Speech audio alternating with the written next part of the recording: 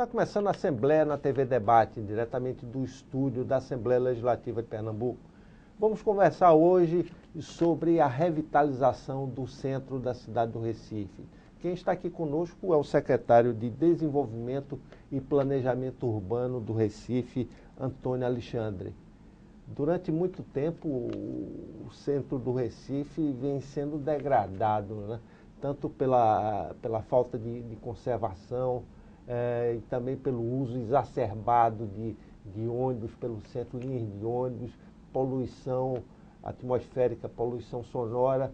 O centro do Recife não é um dos pontos mais agradáveis para se permanecer ou passar por ele. Mas agora a intenção da Prefeitura do Recife de exatamente dar uma revitalizada nessas áreas centrais, como o bairro do Recife, o bairro de São José, o bairro de Santo Antônio, a Boa Vista e os Coelhos, trazendo uma nova visão do que é essa área central do Recife. Como é que isso vai ser feito? Existe um fenômeno interessante de esvaziamento dos centros históricos que não aconteceu só aqui em Recife. Se nós observarmos, esse é um fenômeno que aconteceu em diversas metrópoles no mundo inteiro, não é?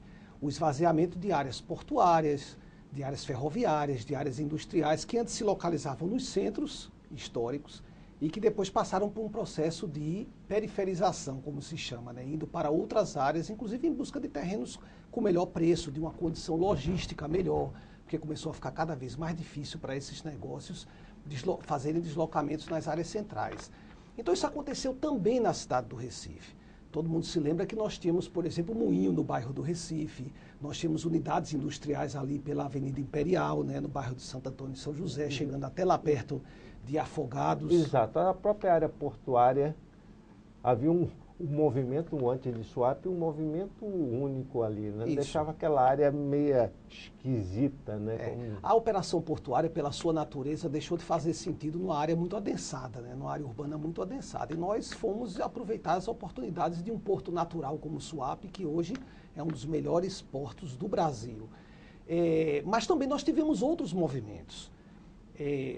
O centro da cidade também deixou de ser uma opção de moradia, principalmente para a classe média, para um setor da população que tinha poder de consumo e que começou a ir para empreendimentos imobiliários que começaram a ser feitos ali naquela região que vai, por exemplo, de Graças até Casa Forte.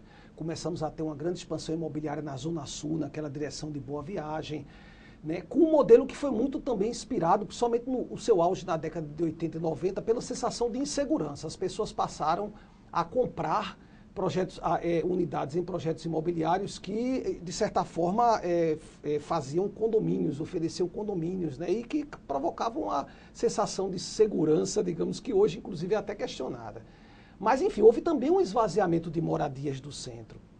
E o terceiro fluxo que nós podemos considerar também é de que alguns serviços que estavam associados até ao atendimento desse público, que muitas vezes morava perto do centro ou no próprio centro, também começou a se afastar.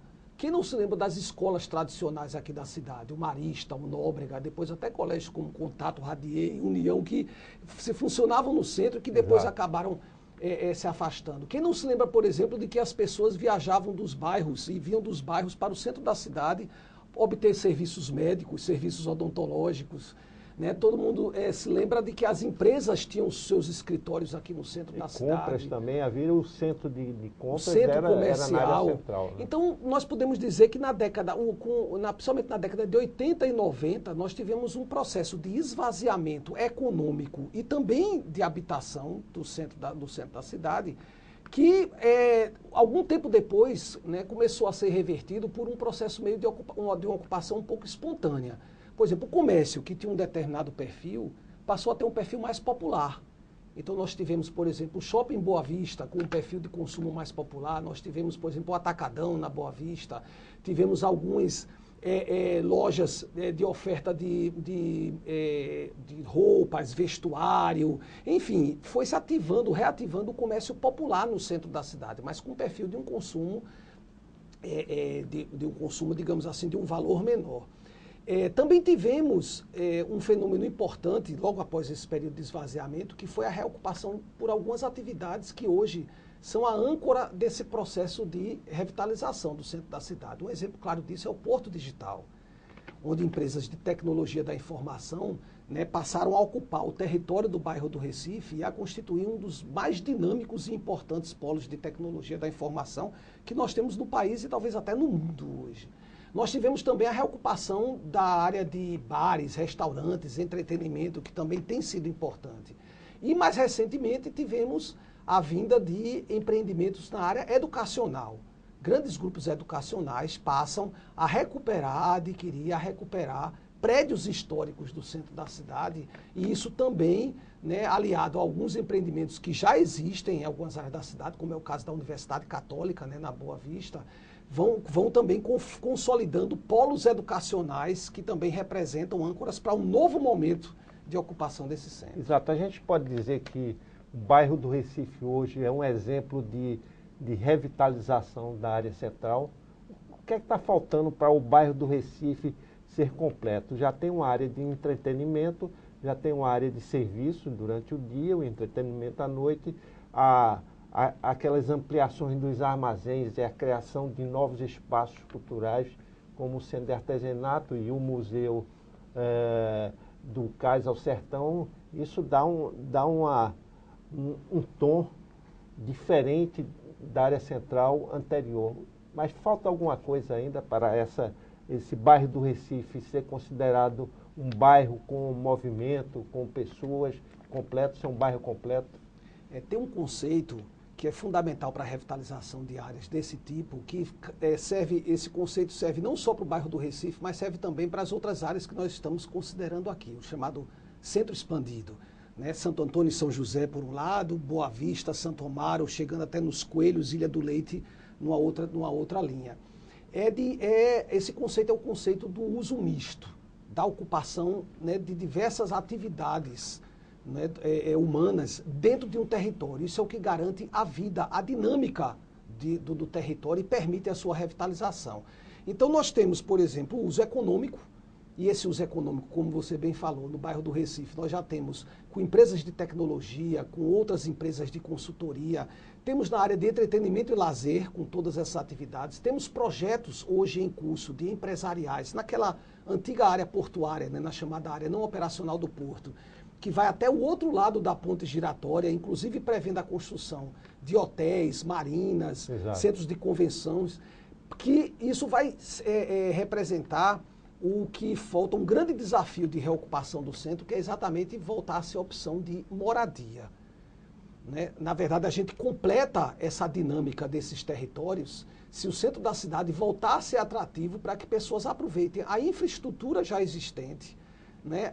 O fato de você já ter edificações construídas que hoje estão ou ociosas, né, ou não utilizadas, e que podem servir também para novos projetos habitacionais ou para opções de hospedagem, fazendo com que as pessoas circulem durante todo o dia por vários motivos, e é isso que garante realmente a dinâmica e a vida que é necessária para a revitalização de um território. Talvez moradia seja um pouco complicado diante da própria arquitetura das casas e casarões ali presentes, né? E outra coisa, por exemplo, falta uma rede de supermercados, um abastecimento, para que as pessoas possam ter isso tudo próximo de si, né? naquele espaço geográfico ali. Esse tipo de coisa também é pensado. Quando uma pessoa fala em moradia, tem que pensar nessas questões de escolas. Realmente a opção por moradia nas áreas, digamos assim, que exige uma preservação, digamos assim, dos edifícios, que são aquelas áreas de uma preservação mais rigorosa. Para essas áreas, realmente não há que se considerar que as casas que ainda resistem sejam opção de moradia.